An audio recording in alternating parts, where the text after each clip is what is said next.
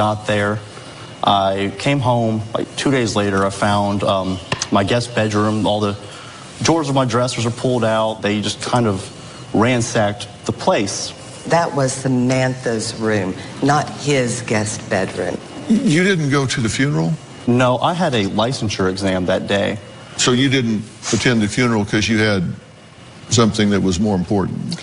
I wouldn't say that. I didn't attend the funeral because I thought the healthiest way for me to grieve was to put all of my energy into my schooling and my work. And I didn't want to let this disrupt the progress I was making. I didn't want to have to reschedule the MPRE or reschedule my final exams. And it was 500 miles away as well. Well, you said this was the best thing that ever happened to you in your life when you met her. And she's dead.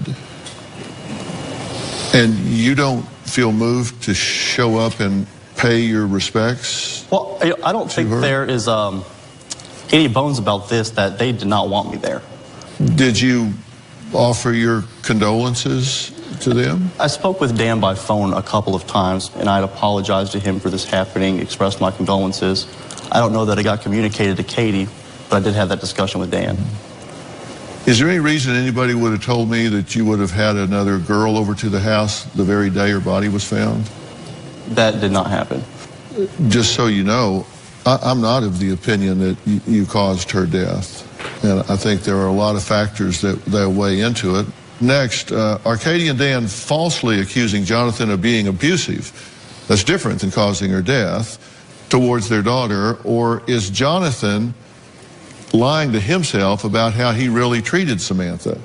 These are factors, not necessarily causation. We'll talk about that when we come back.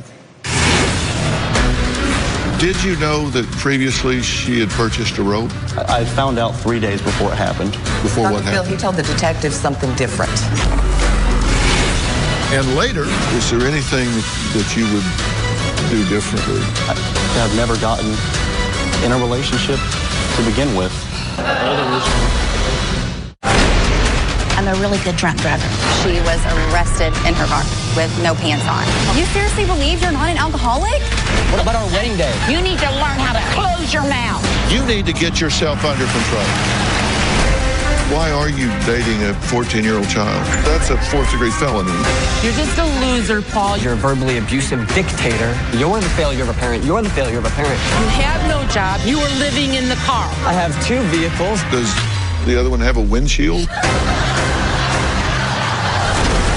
Who do you think you're talking to? I am your father. Your daughter, we know, is violent and physical. Shut the up! And you want to get up in her face and say, "What are you doing?"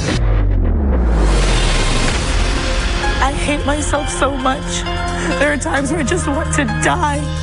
But if I kill myself, I know my family would be so hurt. So that's why I just hurt myself. So they wouldn't have to pay for a funeral.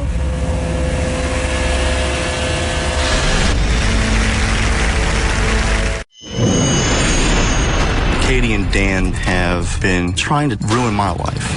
Katie and Dan wrote a very lengthy letter to the dean of my law school explaining that I was this terrible, awful person, that I shouldn't be a part of the legal profession, that I should be removed from school. The letter was uncalled for. It was an assault on me as a person, at my core, my character, blaming me for Samantha's decision.